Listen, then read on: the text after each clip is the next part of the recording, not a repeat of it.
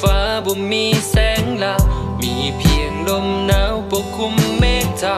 อากาศคืนนี้คงหนาวถ้าบ่มีเจ้าจะเป็นอย่างใดหากดวงอาทิตย์มันเลือนหายไปอยู่บนภูเขาบ่มีต้นไม้ใหญ่อย่างกับที่เจ้ามาจากคอยไปแม้เวลาผ่านไปก็เนิ่นนานคอยและเจ้ายังคงเหมือนวันวานทุกสิ่งทุกอย่างบ่เคยเปลี่ยน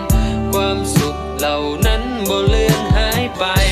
คิดถึงวันนั้นที่เคยผ่านมีสุขและทุกข์เฮาเดินร่วมทางเจ้ายังอยู่ตรงนี้บ่เคยจางเป็นความทรงจำตลอดกาล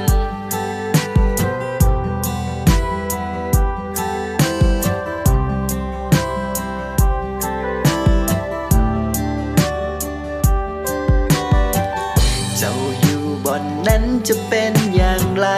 อยากให้รู้ไว้เจ้าคือดวงใจคนที่คอยโอบกอดและคอยห่วงใยเวลาที่คอยได้ผิดพังไปเจ้ายังให้อภัยทุกเรื่องราวการกระทำของคอยในบางข่าว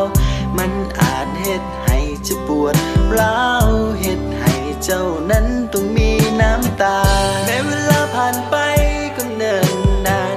คอยในเจ้ายังคงเหมือนวันวานทุกสิ่งทุกอย่างบ่เคยเปลี่ยนความสุขเหล่านั้นบ่เลือนหายไปคิดถึงวันนั้นที่เคยผ่านมีสุขและทุกข์เฮาเดินร่วมทางเจ้ายังอยู่ตรงนี้บ่เคยจางเป็นความทรงจำตลอดกาลแม้เวลาผ่านไปก็เนิ่นนานคอยและเจ้ายังคงเหมือนวันวานทุกสิ่งทุกอย่างบ่เคยเปลี่ยนความสุขเหล่านั้นบ่เลือนหายไปคิดถึงวันนั้นที่เคยผ่านมีสุขและ